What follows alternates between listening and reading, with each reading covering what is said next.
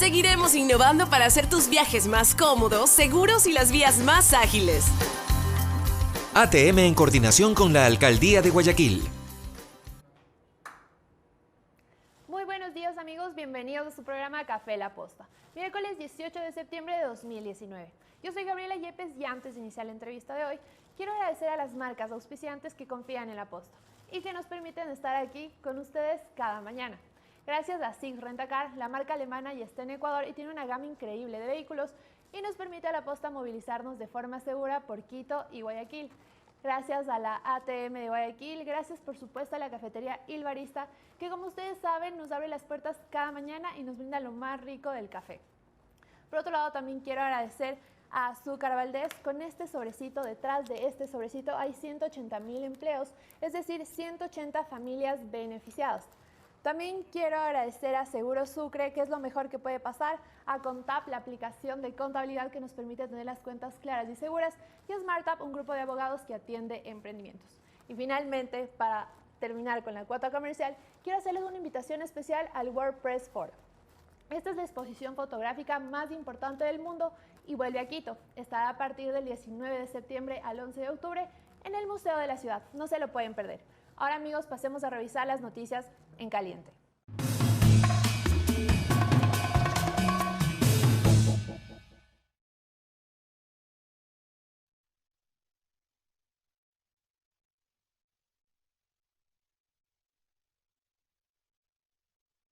Vamos por un lado a la Asamblea.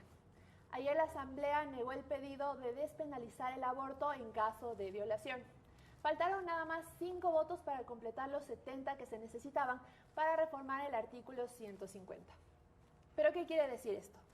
Esto significa que todavía en nuestro país, las mujeres que quedan embarazadas producto de una violación e incluso un incesto, el Estado les obligará a que permanezcan o continúen con su embarazo.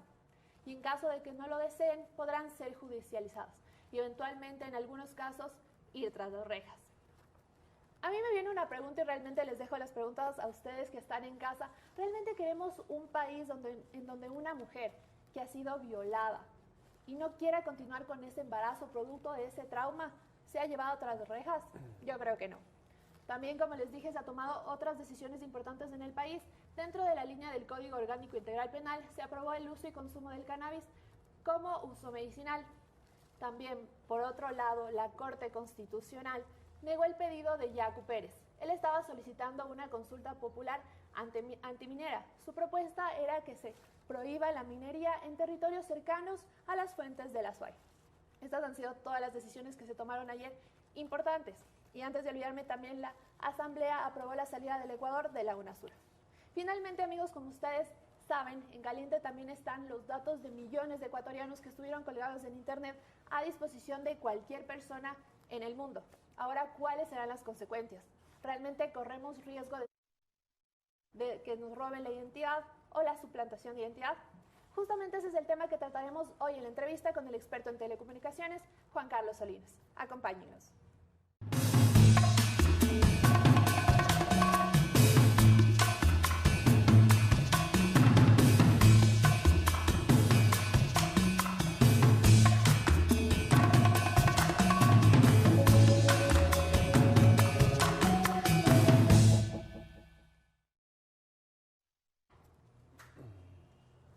De nuevo, muy buenos días amigos y gracias por quedarse en la entrevista. Y estamos con Juan Carlos Salinas. Bienvenido, Juan Carlos. Gracias, Gaby. Un gusto estar aquí. Un saludo a toda la audiencia de La Posta. Bien, Juan Carlos, realmente es importante que estés aquí porque los ecuatorianos tenemos una preocupación muy grande. Si bien ya conocimos recientemente la noticia de que millones de datos nuestros, personales, privados, estuvieron colgados en una nube a disposición de cualquier persona en el mundo, ya se dijo que esa brecha ya ha sido cerrada. Pero ahora, ¿cuáles son las consecuencias? ¿Cuáles son los riesgos que corremos todos los ecuatorianos cuando una persona puede tener en sus manos nuestros datos, nuestras direcciones, qué autos tenemos, incluso datos financieros?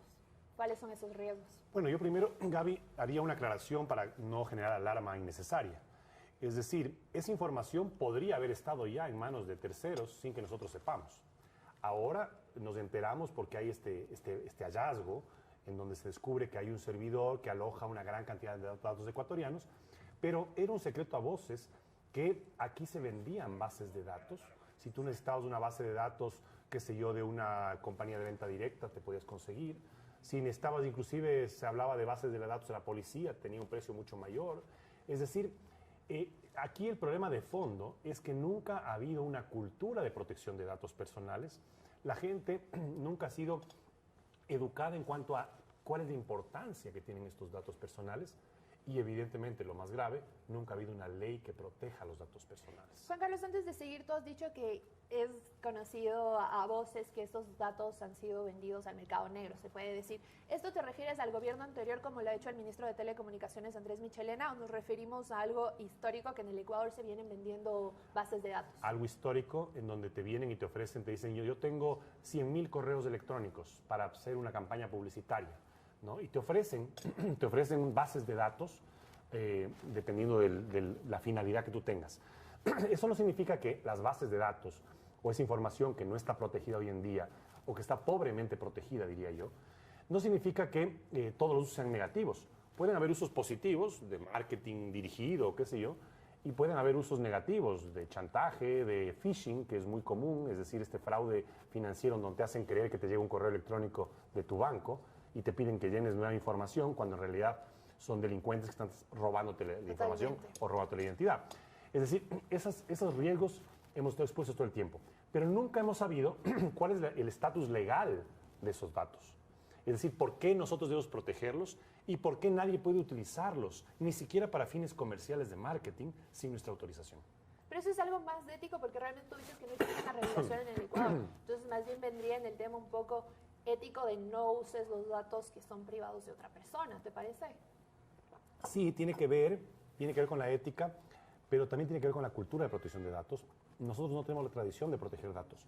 Europa, por ejemplo, tiene décadas de legislación que protege los datos. El derecho anglosajón en Estados Unidos está más orientado a proteger la privacidad, es decir, tu vida íntima, ¿ya? Que no se metan en lo que tú haces, en con quién andas, con quién sales, esa es la privacidad. Aquí no ha habido esa cultura, ni de privacidad ni de protección de datos. Lo que ha habido históricamente es el secreto de la correspondencia, que es, digamos, una mezcla entre privacidad y protección de datos en el sentido de que nadie puede interferir tus comunicaciones, originalmente cartas escritas, epistolares. Hoy en día ya se habla también del secreto de las comunicaciones, lo que tú hablas o tus llamadas telefónicas, nadie te puede pinchar el teléfono para escucharte. Ese tipo de protección básica hemos tenido. En la última Constitución también se volvió a incluir el tema del habeas data. El habeas data significa que todos los ecuatorianos tenemos derecho a saber para qué se recoge información sobre nosotros, sobre todo por parte del Estado, ¿no? ¿Para qué se recoge? Tenemos el derecho a que se rectifique información, tenemos derecho a que se elimine información que no sea necesaria o que nosotros la consideremos sensible para nosotros. Esos derechos ya han estado consagrados, pero no ha habido una legislación que te diga cómo se trata, cuál es el tratamiento adecuado de la data. Por ejemplo, ahorita hay datos personales que están en el sector público, pero también hay datos personales que están en el sector privado. Que fueron los que se encontraron en esta empresa Nuestras. Se encontraron dos cosas. Privados y públicos. Exactamente. Entonces, aquí no se trata de politizar el tema y decir, es que esto es culpa de Correa, que es la moda, o esto es culpa del nuevo gobierno, ¿no? Porque no es un tema de culpas. Realmente, yo creo que más bien los ciudadanos no tendríamos en esos momentos a culpar al gobierno anterior, sino más bien viene de la cabeza del ministro de Telecomunicaciones, que viene a denunciar que en el gobierno anterior se tenían estas prácticas, lo que genera también en la gente una opinión de echarle la culpa al gobierno anterior. Sí, y creo que esa no es de la orientación que se debe dar, porque entiendo que lo que se refiere el ministro es que en las primeras investigaciones que se hizo, se descubrió que estas personas que estaban detrás de esta empresa, que tenía esta información de los ecuatorianos, eran personas que habían trabajado, habían tenido puestos públicos en el anterior gobierno. Entonces se podía suponer o intuir que mientras tuvieron esos puestos públicos pudieron sacar información. Pero eso es una mera especulación. No sabemos si se dio así o si la consiguieron recientemente. Eso está por investigarse por parte de la Fiscalía, que ya inicia investigaciones. Aquí el tema es que como no había una legislación, entonces tú no tenías, digamos, normas en qué basarte para proteger la información. El nombre técnico es tratamiento de la información. Y eso hay que legislar. Es decir, ¿cuál es el nivel de responsabilidad de una institución pública o una institución privada en cuanto al dato de sus clientes, sus cuentacorrientistas? Las operadoras celulares saben a quién llamas tú, a qué horas le llamas, cuánto hablas, dónde estás ubicada, porque como utilizas antenas celulares, entonces puedes decir, Gabriela Yepes a las 8:30 de la mañana estaba en el sector de las cámaras, ¿no? Toda esa información es almacenada. Entonces hay que tener normas claras de decir, a ver, usted, operadora, ¿cuánto tiempo puede almacenar esto? Porque si es información personal, usted no tiene por qué mantenerla. Porque el día de mañana puede haber una vulneración de sistemas y alguien puede llevar esa información. Totalmente, Juan Carlos, pero ¿por qué crees que no han existido estas regulaciones en nuestro país? Porque realmente no estamos avanzando tecnológicamente, estamos avanzando lento, se puede decir, o porque realmente hubo un interés, no sabemos de quién, tal vez desde la cabeza del gobierno, en no tener estas regulaciones para que se permita estas especulaciones que ya existen de que se vendían bases de datos en el mercado negro. ¿Cuál crees que es la razón que pesa más? Yo creo que hay un poco de todo. Hay un alto componente de irresponsabilidad, porque en el 2004, cuando el Ecuador aprobó la Ley Orgánica de Transparencia de Acceso a la Información Pública, presionada por periodistas y medios que querían tener una herramienta para acceder a la información fácilmente, entonces empujaron la aprobación de esta ley, la LOTAIP que se llama, no tuvieron la prolijidad de decir, a ver, si tenemos una ley que nos garantice el acceso a la información, debemos tener una ley que proteja la información también, pues. Porque resulta que ahora yo tengo el derecho a acceder a información sobre ti, si es que es pública. Entonces yo digo... Juan Carlos, discúlpeme que te interrumpa un momento. Chicos, en los comentarios sale que no hay volumen. ¿Están revisando? Por favor. Aprovecho para tomar mi té. Sigue, Juan Carlos.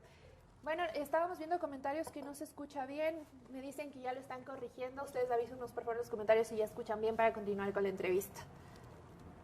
Bien. Me comentan por favor si están escuchando bien. Continuamos con la entrevista. Bien, Juan Carlos. Disculpa, sigamos. ¿Hasta dónde me oyeron? Eso no sabemos. Eso lo sabemos. Continuemos. ¿Desde dónde quieren que repita? Continúa, nada más. Entonces decía que... me olvidé dónde me quedé.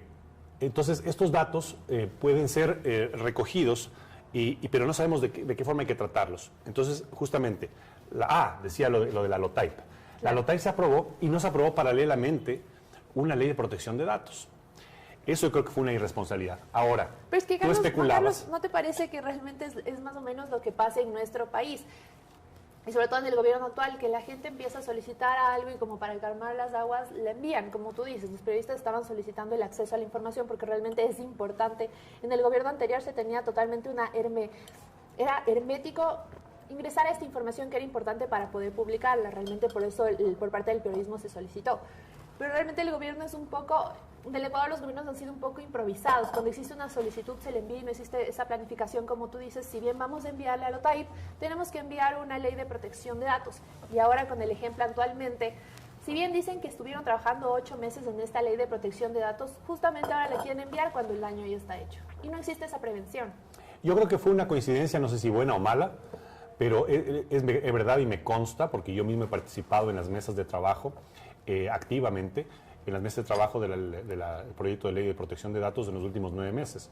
Y ha sido un trabajo enorme que ha desarrollado la DINARDAP, que pertenece al Ministerio de Telecomunicaciones, en asumir este reto de armar una ley coherente, moderna, de acorde a nuestros tiempos, porque también de los últimos 15 años el tema del tratamiento de datos ha cambiado mucho.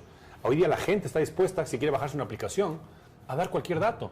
Inclusive hace poco se puso de moda esta aplicación en donde te hacían ver como de joven y de viejo. El FaceApp. Y tú te entregabas tu fisonomía, digamos que son datos biométricos. En los teléfonos de hoy día los activamos con la huella digital. Es decir, estamos dispuestos a entregar mucha información absolutamente personal a cambio de una aplicación. O usas, no veo que tú tengas reloj de esos Fitwatch, ¿no? Que tiene toda la información, ¿no? Claro, y tú te aceptas que se almacene en una base de datos toda tu actividad física, cómo duermes, si roncas, si no roncas, cuántos pasos diste al día, tu ritmo cardíaco. Y tú accedes a que se almacene esa información tuya a cambio de un servicio, a cambio de una utilidad. Entonces, la ley actual tiene que ser moderna, tiene que reconocer cuáles son las dinámicas de las aplicaciones móviles, de la y proteger esa información personal. Claro que, Juan Carlos, que por una parte que alguien decida comprar uno de esos relojes o acceder a información de estas aplicaciones, uno lo hace tal vez consciente. Debe haber gente que lo hace inconscientemente, pero mucha gente lo hace conscientemente porque muchas veces cuando entras a páginas te dicen aceptas el uso de cookies y lo aceptas. Pero otra cosa es que empresas privadas se estén aprovechando de información privada de usuarios sin su permiso. Claro. ¿Cómo regulamos eso? Y tú tocas ahí un elemento, un principio fundamental de la protección de datos, que es el consentimiento. Entonces, así como hay un rubro que se refiere a cómo se trata la información, cuáles son las obligaciones del sector público, sector privado, en el tratamiento de la información, tiene que haber un responsable, de acuerdo a la institución, tiene que haber un responsable del manejo de la información, que tiene responsabilidades y consecuencias en caso de que no cumpla esas responsabilidades. Tiene que haber una clasificación de qué tipos de datos hay. Hay datos más sensibles que otros, ¿ya? Pero el consentimiento es uno de los pilares fundamentales que ya existía en la ley de comercio electrónico, firmas electrónicas y mensajes de datos del 2002. Ya decía ahí que el titular tendrá que consentir expresamente el uso de su información. Eso no se ha cumplido porque no ha habido quien lo haga cumplir. Entonces, resulta que ahora muchas veces te piden información, te piden correo electrónico y nunca te dicen, ¿puedo yo utilizar su correo electrónico? Hay algunos que sí te dicen, muchos con letra chiquita, medio tramposa. Claro. ¿No? Te dice, ¿estás de acuerdo con que nosotros utilicemos para fines de marketing su correo electrónico? Y uno a veces ni lee y acepta. Las condiciones de uso de las redes sociales. ¿Cuántas personas realmente antes de abrir una cuenta de Instagram o de Facebook o de Twitter leen todo lo que signifique política de privacidad, condiciones de uso? ¿No? Muy poca pocas, gente. ¿no? Y claro, estamos cediendo ahí muchísima de nuestra información personal. ¿Cuánta cultura hay con respecto a las consecuencias que puede tener subir fotos de nuestros hijos o de lo que hacemos o de nuestros desplazamientos, nuestras vacaciones a redes sociales que pueden ser fácilmente accesibles por la delincuencia? Pueden identificar cuántos hijos tenemos, en qué colegio están, a dónde estamos yendo, cuándo estamos de viaje, ¿no? Y la gente no está consciente y piensa que un poco la vida del mundo físico es parecida a la vida del mundo digital, y el mundo digital es totalmente distinto. Yo puedo subir algo y arrepentirme y bajarlo, pero ya no sé cuántas personas lo vieron, cuántas personas lo grabaron, cuántas personas hicieron una toma de pantalla, y esa información ya no es mía. Entonces claro, si no hay unas normas que regulen esto, entonces tú decías hace un momentito, tu pregunta era si es que esto fue una reacción al apuro frente al evento de la filtración de información. Como son las del gobierno, sí, ¿no? Pero yo creo que en este caso en particular te decía, no sé si fue una buena o mala coincidencia. Mala en el sentido de que es una filtración masiva de información importante y sensible de los ecuatorianos. Pero buena porque ha generado toda una discusión, ha generado estas entrevistas, ha generado una serie de difusión de la importancia de los datos personales, que nos va a ayudar a que la Asamblea Nacional, ahora que se presente el proyecto, asuma responsablemente su tarea de legislar. Bien, si es bueno que discutamos de este tema, realmente me gustaría centrarme, obviamente, como tú dijiste al inicio, sin generar alarma. Pero realmente, ¿cómo no alarmarnos? Si bien el Ministerio de Telecomunicaciones nos repitió varias veces en su rueda de prensa de ayer que sí, que no se han vulnerado los datos, que los datos de los ecuatorianos están protegidos, pero realmente, ¿cómo nos comemos ese cuento cuando sabemos que nuestros datos de 20 millones de ecuatorianos, porque están incluidos niños y están incluidos personas fallecidas, niños, estamos hablando de 7 millones de niños, sus datos estaban subidos ahí? Entonces, realmente sí, creo que la población también deberíamos informarnos cuáles son las consecuencias que estamos corriendo, de las cuales ya se ha hablado, como hablamos también, tú dijiste del phishing, estamos hablando de la estafa, estamos hablando incluso de robo de vehículos, que podría ser tan fácil, porque si alguien accede a tu dirección y sabe la placa de tu vehículo, rastrearte va a ser muy fácil. ¿Cuáles crees tú que son las verdaderas consecuencias, sin la finalidad de alarmar, sino para que se tenga un conocimiento, ¿no? Yo creo que hay que hacer dos aclaraciones importantes. La primera, que esta filtración no fue producto de un ataque cibernético. Es decir, no hubo un hackeo de sistemas de información del gobierno ni del sector privado. Esto fue una filtración que la Fiscalía está investigando cómo esta empresa obtuvo esa información. No te digo que en el pasado haya habido algún tipo de hackeo a sistemas. Podría haber, pero ahorita no hubo un ataque cibernético. Aquí lo que hubo fue una filtración de una empresa que tenía muchísimos datos y que se está investigando cómo consiguió esos datos. Esa filtración no significa necesariamente que esos datos están ya en manos de la delincuencia organizada, o en manos de los secuestradores, o en manos de los extorsionadores o de los pedófilos. Es que eso no lo sabemos. No lo sabemos, pero no significa, una filtración no significa. Esta empresa que desata la alarma y que alerta al gobierno, esta VIP Mentor, ¿no? Que se dedica a eso además, a identificar vulnerabilidades de los sistemas y alertar a los dueños de sus sistemas, ¿no es cierto? Entonces, esta empresa dice que hay un servidor en donde hay datos alojados de ecuatorianos que son filtrables o que son accesibles, ¿ya? No hay certezas, está investigando la Fiscalía, de que haya habido accesos de crimen organizado, de delincuencia, o que se esté utilizando esa data de manera inadecuada. Eso se puede determinar. La Fiscalía tiene que investigarlo. Tiene que investigar. La Fiscalía está preparada para investigarlo, porque realmente debemos agradecer a VPN Mentor que localizaron esta fuga de información. Si no, esa información de millones de ecuatorianos seguiría colgada en una nube. Claro, y quién sabe si es que haya otras empresas que tienen bases de datos obtenidas ilegalmente. No sabemos. Resulta medio seguro, ¿no? Ahora sabemos este hallazgo, pero no sabemos. Hay empresas que te venden bases de datos, que te venden listados de correos electrónicos. ¿No existe ninguna regulación para vender bases de datos hasta el momento? Está prohibido por la ley de firmas electrónicas y mensajes de datos, prohibido porque sin el consentimiento expreso del titular de los datos. Entonces, ¿cuál es un dato personal? Un dato personal es el que te puede identificar a ti exclusivamente. Entonces, por ejemplo, un correo que diga info@laposta.com no es información personal. Pero tu correo gyepes@ lo que sea, eso sí es información personal. Ahora, hay información más sensible y otra menos sensible. Ahora, tu número de cédula puede ser fácilmente conseguible. Tu dirección. Antes había las guías telefónicas, no sé si tú eras muy chiquita cuando había las guías telefónicas. Me acuerdo. Pero ahí están todos los números de las casas. Entonces, el número de celular es un dato menos sensible. Eso sí, pero hay datos mucho más sensibles. Placas de vehículos, propiedades de vehículos, la familia, niños que nacieron hace 3 meses. Costos de los vehículos.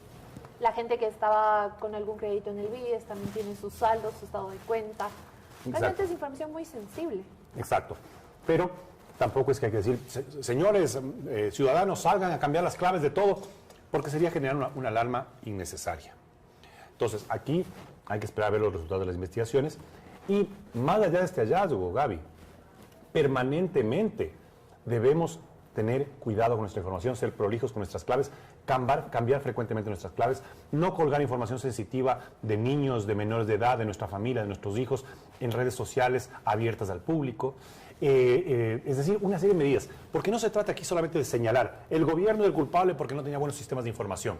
No, en la protección de datos es una responsabilidad tripartita. Gobierno, que tiene que proteger las bases de datos de los ciudadanos, sobre todo las que están en su poder, SRI, BIES, Seguridad Social, ¿no? Historias médicas de la salud pública, ¿no? Entonces, el gobierno tiene una responsabilidad. El sector privado tiene una responsabilidad. Porque las bases de datos nuestras y la información sensible no están solamente en las bases de datos públicas. Por ejemplo, una operadora que sabe a quién llamaste, cuánto tiempo hablaste, a qué personas, con qué personas has estado, ¿no? Es información sensitiva que está en manos del sector privado.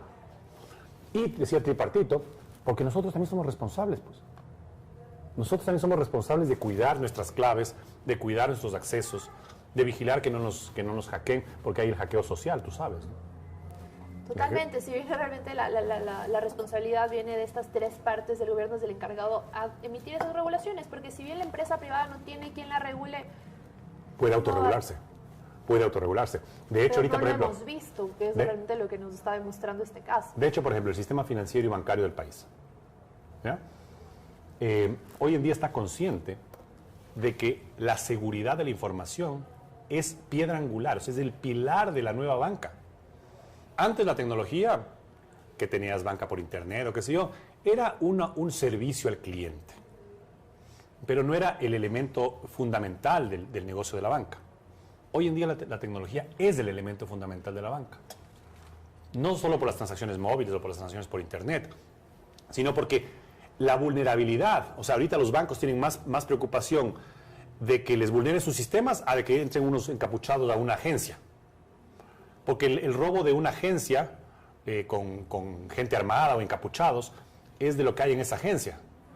El robo informático puede ser crítico, puede vaciarle un banco. Entonces, ahorita el sector financiero se ha autorregulado, o sea, tiene sus propias normas de seguridad, unas más estrictas que otras, y justamente una ley de protección de datos lo que tiene es que comenzar a introducir estos conceptos de cuáles son los niveles de seguridad que se debe utilizar. Un banco, porque tú sabes, tú puedes contratar un antivirus de $10 gratuito que te bajes de internet, de $10, de $100 o de $1000. ¿Cómo proteges? Dependerá de lo que tú evalúes que está en riesgo. Entonces, un banco puede tener un sistema de seguridad de $100,000, de $1 millón o de $10 millones. Entonces, ¿cómo le exigimos el nivel de seguridad de la información? Ahorita, mientras no haya ley, ha habido autorregulación, pero tiene que haber normas claras. ¿Cuáles serían un ejemplo de estas normas más generales que deberían estar en esta ley de protección de datos?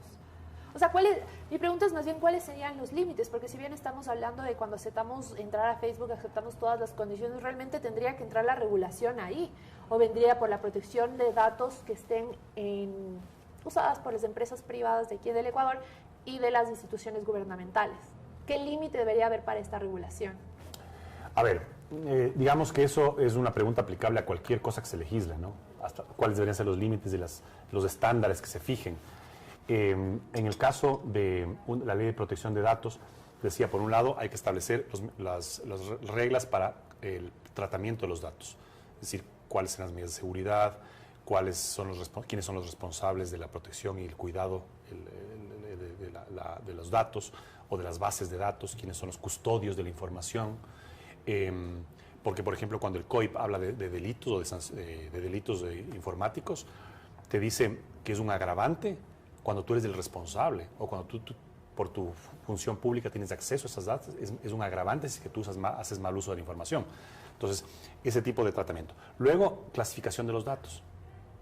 Hay datos muy sensitivos que tienen que ver, por ejemplo, con tus récords médicos, tus fichas médicas, ¿no? Enfermedades, ¿no? Que son mucho más sensibles, a un número de teléfono, ¿no? Entonces, tú tienes que ir clasificando los datos. Luego tienes que tener ciertas normas generales de cuáles son los niveles de consentimiento que tú tienes que dar para la utilización de datos. ¿Qué acciones tienes para que se eliminen o que se corrijan datos equivocados, ¿no? Ahora vemos que hay muchos escándalos en donde te causan daños y perjuicios porque tienen datos equivocados tuyos, ¿no? Entonces, el límite que tú preguntas, eso tendrá que discutirse y tendrá que analizarse en la asamblea, ¿no? Habrá datos mucho más sensibles que tienen que tener un nivel de protección mucho mayor. E incluso las penas en caso de vulneración de esa información es más severa, ¿no? No es lo mismo que te roben tu número de celular a que te roben tu número de cuenta o hay una suplantación de identidad, ¿no? Estamos hablando de temas mucho más graves. Totalmente, todo esto que nos dices de clasificación de datos, más o menos por ámbitos, suena a muchísimo trabajo. Debe existir una institución que sea la que controle todos estos datos y existe en el Ecuador alguna institución a la que se le podría encargar. Bueno, eso es clave. Eso que tú preguntas es clave porque si no hay una agencia o una entidad que se encargue de administrar y de regular el tema de los datos personales, se puede fácilmente politizar esto. Porque habrás oído tú desde mucho tiempo atrás, sobre todo con la revolución de la información y la tecnología, que decían que información es poder. Información es poder, ¿no es cierto?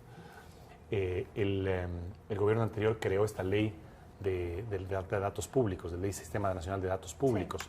Sí. Crearon esto del dato seguro, ¿te acuerdas? ¿No? Pero en realidad nos dimos cuenta que mucho de esa estrategia era para controlar los datos de los ecuatorianos. Y claro, esa información que es poder tiene una significación de acuerdo a quién lo tiene en su poder. O sea, por ejemplo, recordarás en el 30S, me gusta poner ese ejemplo. En el 30S hace 9 años ya, fue en 2010, ¿no es cierto? Sí. Ya, vamos a celebrar el 10º aniversario. Estamos a buenos días. No, 9º aniversario, perdón. El 9º aniversario del 30S. Ahí, de repente, el gobierno tuvo la teoría de que había un complot, un boicot para dar un golpe de Estado. Y para probar su teoría, que luego con el tiempo se ha probado falsa, para probar su teoría, utilizó las cámaras de seguridad del ascensor de un hotel, en donde estaban unos asambleístas, copa en mano, supuestamente, y según el gobierno, celebrando el golpe de Estado. Esa información audiovisual del ascensor de ese hotel, que cayó en manos del gobierno, fue manipulada. Y así cualquier información personal puede ser manipulada para fines, digamos, protervos, ¿no? Entonces, claro, la agencia que se va a encargar de la regulación es fundamental. Lo óptimo sería que sea una agencia independiente, que no tenga ningún vínculo con el Ejecutivo. Entiendo que provisionalmente podría hacerse cargo de esto la DINARDAP, la Dirección Nacional de Registro de Datos Públicos, pero técnicamente no es lo más recomendable. Podría ser un tema de transición cuando se apruebe la ley, pero lo ideal sería que se cree una secretaría o una agencia especializada, técnica, como lo es en España, como lo es en Francia, como lo es en Alemania, como lo es en México, que se encargue de la regulación y la protección de los datos personales de los ecuatorianos. Eso sería lo óptimo. Esperemos que el legislador, claro, ahorita en tiempos de reducción del tamaño del Estado, de austeridad, a veces a uno se le ponen los pelos de punta de nuevas instituciones públicas, pero es que hay instituciones e instituciones. Hay instituciones que son necesarias para que vayan acorde a los nuevos tiempos. Así como también es necesario tener una entidad que se encargue de todo el tema de tecnología del Estado. En el gobierno de Estados Unidos, por ejemplo, hay lo que se llama el CTO, el Chief Technology Officer del Estado norteamericano, ¿ya? Entonces, aquí no tenemos nosotros un equivalente. Entonces, hay que pensar en que sí, hay que recortar el tamaño del Estado, hay que hacer un Estado más ligero, menos intrusivo, pero también hay entidades que se necesitan. Bien, la creación de una secretaría será algo óptimo. Ya hasta la aprobación de esta ley que prontamente está enviando el Ejecutivo al Legislativo. Creo que hoy. Sí, tenía un plazo de 72 horas. ¿Cuánto tiempo se demorará en la aprobación? Digamos, ¿cuánto tiempo tenemos que esperar? Porque realmente es urgente tener una regulación de los datos. ¿Cuánto más o menos debemos esperar para que ya exista esa regulación de los datos? Y en ese tiempo vamos a quedar desprotegidos, como lo hemos estado muchísimos años, ¿no? Exacto.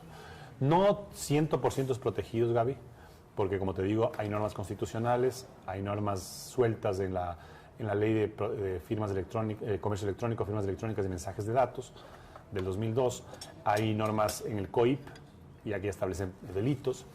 Es decir, sí hay cierta normativa, pero absolutamente insuficiente, absolutamente aislada. Ahora el reto es que los asambleístas tomen el toro por los cuernos y discutan una ley de los nuevos tiempos para modernizar la sociedad ecuatoriana. Porque normalmente la tecnología siempre va mucho más adelante que las decisiones y que la regulación, ¿no? Entonces, que ahora nos pongamos a tono, es la oportunidad para ponernos a tono. Y la ventaja de haber sido irresponsables durante tanto tiempo es que al menos ahora podemos tener una ley mucho más moderna, o sea, más acorde a nuestros tiempos, porque Europa, que tiene una larga tradición en protección de datos personales, el mayo de 2018, puso en vigencia su nueva regulación de protección de datos en Europa.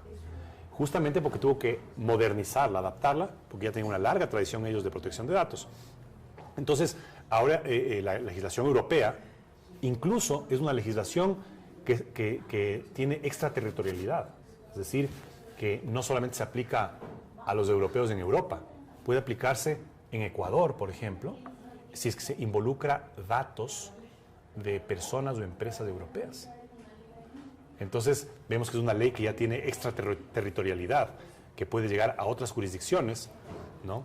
Si tú, por ejemplo, aquí tienes un hotel o un restaurante y tienes cámaras de seguridad y el turista o el huésped es un europeo y tú almacenas data audiovisual personal de ese huésped o de ese cliente, esa data está sujeta a la regulación europea. Y si tú vulneras derechos de datos personales de esas personas, o si tú tienes un proveedor europeo que te manda y tú tienes la información para facturación de ese proveedor europeo, está sujeto a la Ley de Protección de Datos Europea. ¿Debemos llegar a ese punto en el país? ¿A qué punto? Al punto de la legislación europea que incluso tiene un control extraterritorial. Es que ya está aplicándose. O sea, ahorita ya muchos, sobre Claro, todo... me refiero a nuestro país, debería aplicar las mismas medidas, la misma regulación.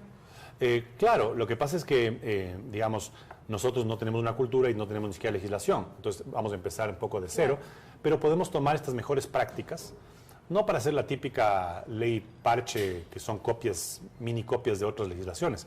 Tenemos que tener una legislación que responda a nuestra realidad, pero tenemos ya mucha experiencia de países europeos, de países dentro de Latinoamérica. México está muy adelantado en protección de datos, ¿no? Y creo que es tiempo de que el Ecuador se ponga a tono, su legislación se ponga a tono. Entonces los asambleístas lo primerito que tienen que hacer es estudiar en qué consiste la protección de datos. A manera anecdótica te cuento, Gaby, cuando yo fui autoridad desarrollamos el libro blanco para la sociedad de la información. Estoy hablando de 2005 a 2007, hace ya 12 años prácticamente. Y cuando entró el nuevo gobierno de Correa, le entregamos 600 páginas del libro blanco para desarrollar la sociedad de la información en el Ecuador. Y uno de los capítulos era protección de datos y privacidad. Y le entregamos un proyecto de ley hecho. O sea, el libro blanco contenía un proyecto de ley de protección de datos en el 2007. Han pasado 12 años y hasta ahora no tenemos una ley. Como te dijiste, es que realmente parece que al gobierno anterior no le importaba la protección, sino el control, como dijimos, el control de todos los datos. Ahora, antes de finalizar, ¿cuál sería la situación actual, más o menos, yéndonos al contexto del hecho que incluye esta empresa Novestat? ¿Qué es la información que se tiene respecto a esta empresa y a sus socios, que ya dieron una declaración ayer, pero ya fueron liberados? Bueno, lo que yo sé es lo que se ha difundido en los medios de comunicación. Sé que es una empresa que ofrecía servicios digitales, de marketing estratégico, ¿no? Como muchísimas empresas. Ahora hay una proliferación enorme de empresas que se dedican a eso con o sin conocimiento, ¿no? Hay mucho pirata también. Sí. En transformación digital y todo esto hay muchísimo pirata. Pero decía, eso conocemos, sabemos que las dos personas, los dos socios, habían tenido funciones públicas en el anterior gobierno. No sabemos si eso está vinculado a los datos y a la información que tenían en su servidor. ¿Qué más sabemos? Sabemos que han sido allanadas el domicilio donde funcionaba la empresa, porque parece que no tenía una oficina, sino funcionaba desde el domicilio de uno de los socios. Y hay que esperar a que la Fiscalía, digamos, nos comience a revelar hallazgos respecto a esto. Por lo pronto, yo creo que esto es un llamado de atención. El anuncio que hizo el gobierno ayer me parece muy prudente, de centralizar todas las bases de datos de información que tiene el gobierno en el data center de CNT. Ayer tuve la oportunidad, me invitaron a recorrer el data center. ¿Está preparado para recibir toda esta información? Es un data center de última tecnología, muy preparado, con sistemas de seguridad de punta, con sistemas de redundancia, que también es muy importante, o sea, para que cuando se va la luz eléctrica, por ejemplo, o se cae un servidor, no deje de funcionar todo el sistema. Entonces, me pareció que está bastante bien equipado, porque antes la información estaba dispersa, que era otra vulnerabilidad del gobierno ecuatoriano, del Estado ecuatoriano. Las bases de datos estaban alojadas incluso en una empresa que estaba siendo investigada, en Telconet, ¿no? Y en otras empresas privadas. Ahora van a centralizar todo esto, ¿no? Y eso me parece una buena medida. Y claro, complementado con la ley y con este tratamiento, digamos, más público que se está haciendo ahora, como el que hemos hecho tú y yo, va a ayudar a que la gente comience a entender, ¿no? Y cuando vaya a pagar una cuenta, le digan, deme sus datos de dirección. ¿Para qué quiere? ¿Para qué va a utilizar? No necesita esos datos míos. Para la factura te solicitan desde el SRI, ¿no? Cuando es factura electrónica, le piden el correo electrónico. Claro. Inclusive yo por cautela abrí una cuenta de correo electrónico solo para mis facturas.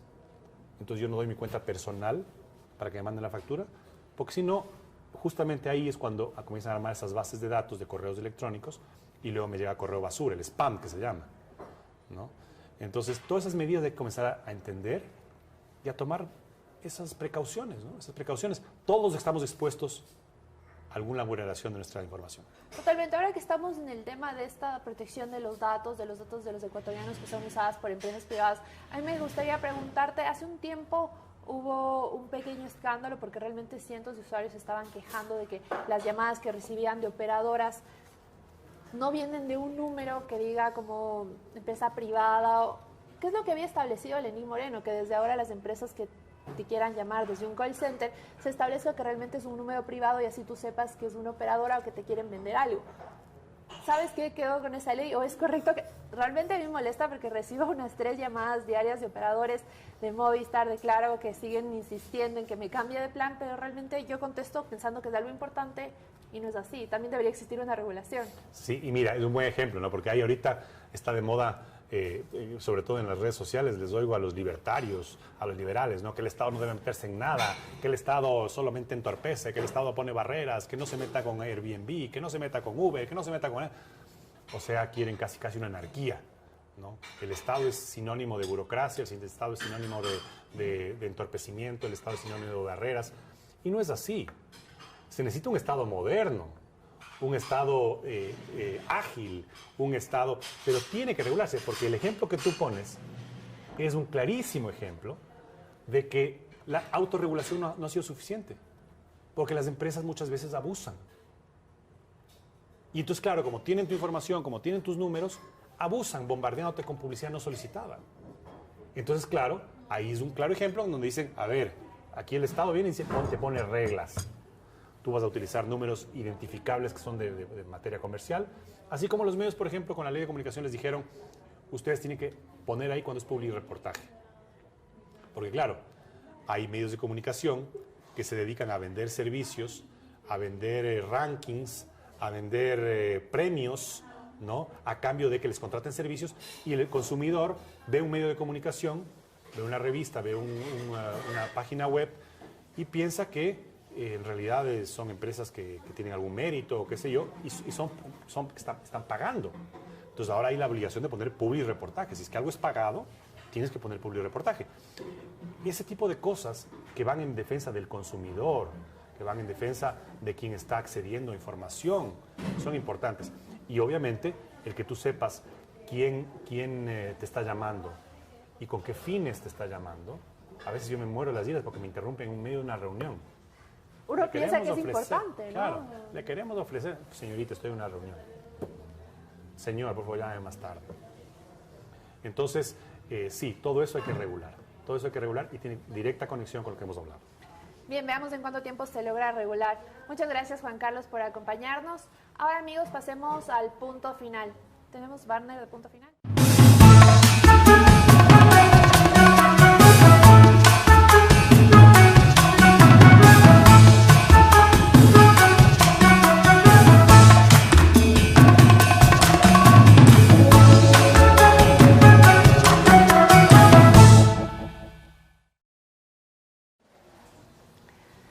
Ayer la Asamblea Nacional decidió no dar paso a la despenalización del aborto en caso de violación.